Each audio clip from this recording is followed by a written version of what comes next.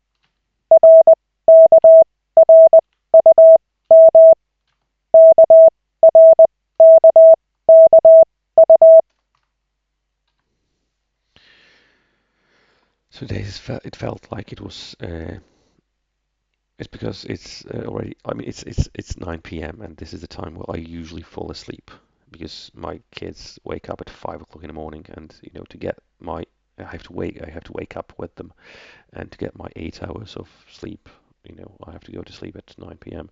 So it's because it's already 5 past 9, and I'm pretty sleepy and tired. I just finished teaching a class, a German class in English. So, which apparently is more taxing than it felt before. I never really tried doing any CW practice after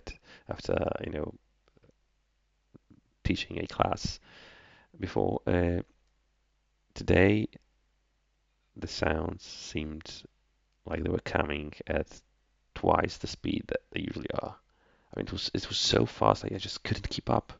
That's why finished some of the blocks with just one letter the entire block because it just felt way too fast, way faster than usually, but obviously it wasn't. So let's take a look. 50 errors still. Um,